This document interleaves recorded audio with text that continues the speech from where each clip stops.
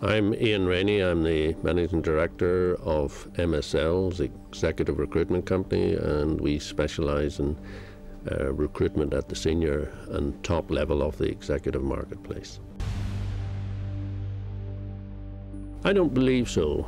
I think the press are trying to talk us into a double-dip recession, but I don't think that's necessarily realistic. I think there are other economies out there around the world which are going ahead at a great speed, and that is driving the economic engine around the world.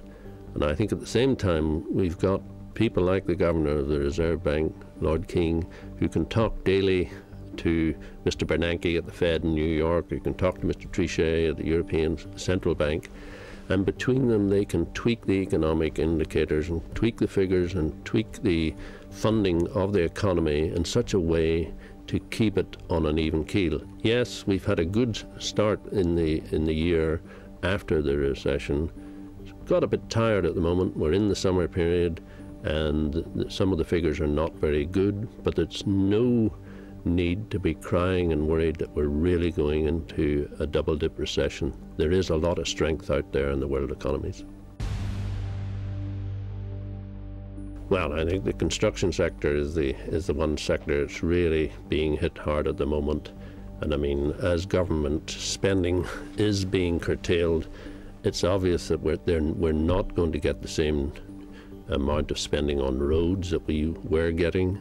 We're not going to get the same amount of spending on health and new hospitals, and we're not going to get the same amount of spending on education and new schools. So it really, and also there's probably a bit of overbuild in the housing sector. So unfortunately, the construction sector is the hardest hit one. The other one that's been quite hard hit is the retail sector. People are concerned that we are in a recession. They're uncertain about their jobs, particularly people in the public sector, and then there are a lot of people unemployed. So the retail sector is taking this on the chin. Those would be the two sectors I would say are facing the most difficulty at the moment. I think the technology companies are growing, particularly I could refer to Andor Technologies, whose share prices doubled in the last 12 months. They're selling spectrographic cameras all around the world. Very little of it being sold in Northern Ireland, but they're selling them all around the world, and their stock price is just going through the roof because they've got a wonderful product and they're able to penetrate the rest of the world. First Derivatives, another company quoted on the stock exchange based in Uri, taking on 50 new graduates at the moment. Again, they're selling software equipment to the financial services industry to speed up trading in their various offices. Again, tremendous demand for the product, technology-based, smart graduates here in Northern Ireland designing the products. Those are selling very well.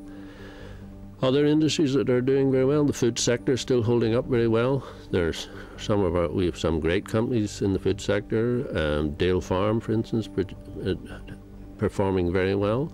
Moy Park just recently acquired O'Kane Poultry, a parent company in Brazil, growing at great speed, probably the biggest poultry company in the United Kingdom, but managed out of Northern Ireland, first-class company, growing very well. Henderson's, again, growing very well. 5 Mile Town Creameries, penetrating the cheese market around the UK, is doing wonderfully. So the food companies are doing very well, particularly the well-managed companies are doing well. I think that's a very difficult question.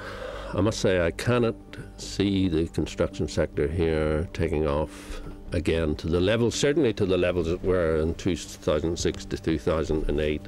We're not going to get there for another 4 or 5 years. I think there's an overhang in government spending that we can't quickly get over, and until government start loosening up the spigots and putting money back in the economy, the construction sector, unfortunately, is not going to come back quickly. It could be as much as 4 or 5 years.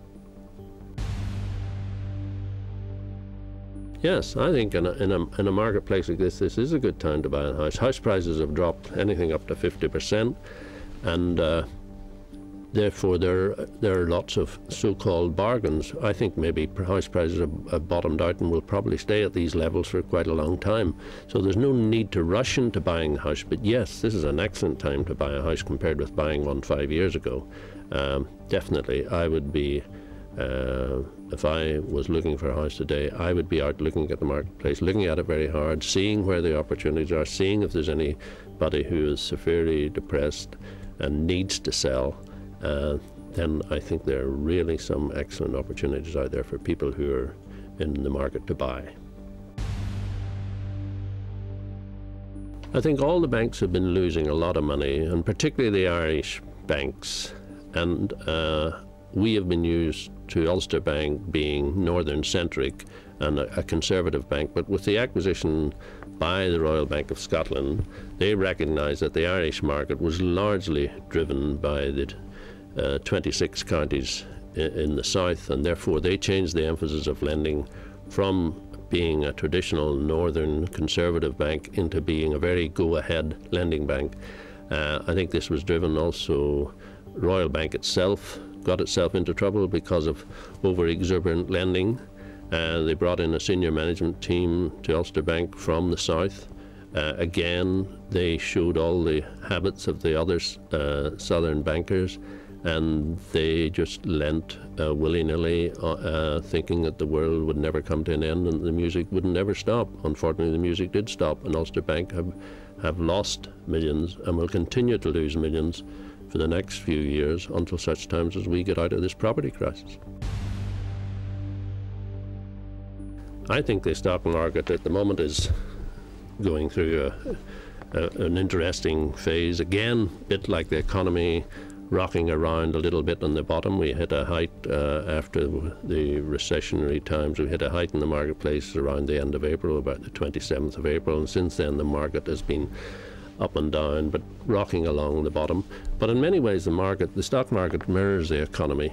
We are in a difficult time, therefore the market is low, but I think that's the time when people must buy. I think that's the time when we must look at the opportunities and realize that in 5 years' time, the market is going to be in a very difficult place. So there are lots, like the housing market, there are lots of wonderful opportunities in the stock market at the moment.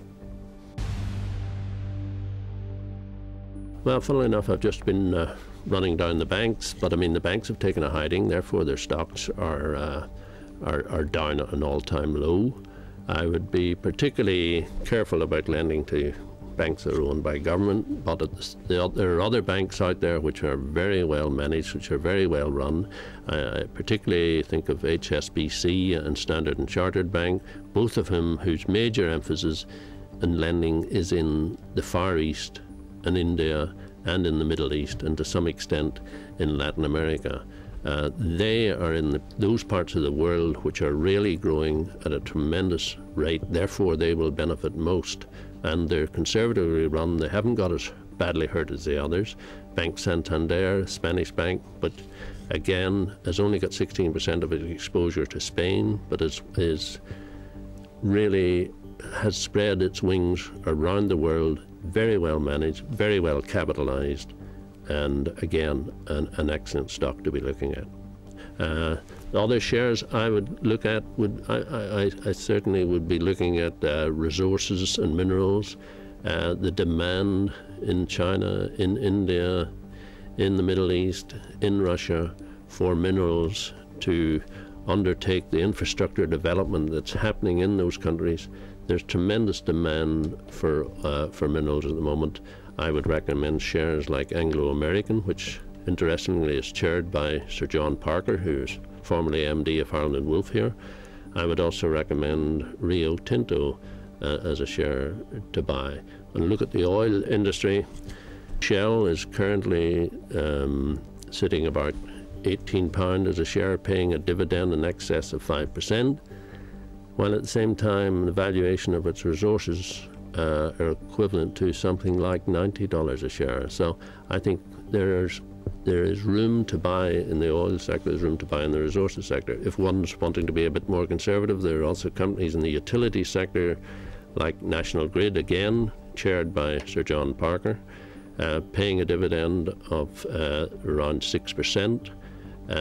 safe stock. We're all going to be using electricity, and we're going to continue to use it, and people will, there's very little downside in that sort of stock, and when you're only getting 1% in your deposits in the bank, here's a way of getting 6%, and as the market pulls up and the stocks and shares start to rise, this stock can rise while you're earning 6% instead of 1% in the bank.